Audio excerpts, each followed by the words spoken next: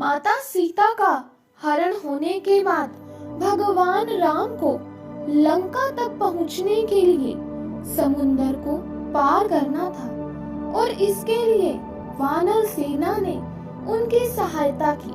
वानर सेना जंगल को लंका से जोड़ने के लिए समुंदर के ऊपर पुल बनाने के काम में लग जाती है। पुल बनाने के लिए पत्थर पर भगवान श्री राम का नाम लिखकर पूरी सेना समुद्र में पत्थर डालती है। भगवान राम का नाम लिखे जाने की वजह से पत्थर समुद्र में डूबने की बजाय तैरने लगते हैं। ये सब देख सभी वानर काफी खुश होते हैं और तेजी से पुल बनाने के लिए पत्थर समुद्र में डालने लगते हैं। भगवान राम पुल बनाने के लिए अपनी सेना के उत्साह, समर्पण, जुनून को देखकर काफी खुश होते हैं। उस वक्त वहाँ एक गिलहरी भी आती है जो मुंह से कंकड़ उठाकर नदी में डाल रही थी।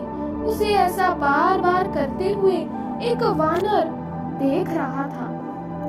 कुछ देर बाद वानर गिलहरी को देखकर मजाक बनाता है। वानर कहता है, हे गिलहरी, तुम इतनी छोटी सी हो, समुंदर से दूर रहो। कहीं ऐसा ना हो कि तुम इन्हीं पत्थरों के नीचे दब जाओ। यह सुनकर दूसरे वानर भी गिलहरी का मजाक बनाने लगते हैं। गिलहरी ये सब सुनकर बहुत दुखी होती है। भगवान राम भी दूर से यह सब होता देख रहे होते हैं। गिलहरी की नजर जैसे ही भगवान राम पर पड़ती है, वो रोते रोते भगवान राम के समीप जाती है। परेशान गिलहरी श्री राम से सभी वानरों की शिकायत करती है। तब भगवान राम खड़े होते हैं और वानर सेना को दिखाते हैं कि गिलहरी ने जिन कंकड़ों, छोटे पत्थरों को फेंका था, वो कैसे बड़े पत्थरों को एक दूसरे से जोड़ने का काम कर रहे हैं।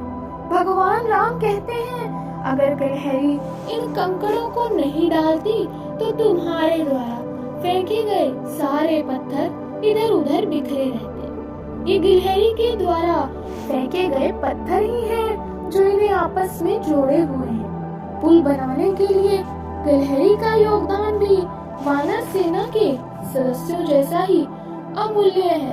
इतना सब कहकर भगवान राम बड़े ही प्यार से गिलहरी को अपने हाथों से उठाते हैं। फिर गिलहरी के काम की सराहना करते हुए श्री राम उनकी पीठ पर बड़े ही प्यार से हाथ फेरने लगते हैं। भगवान के हाथ फेरते ही गिलहरी के छोटे से शरीर पर उनकी अंगुलियों के निशान बन जाते हैं।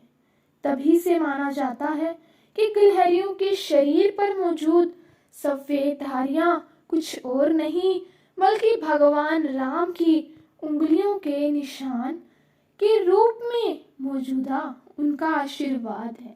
तो बोलिए भगवान राम की जय, बोलिए माता सीता की जय।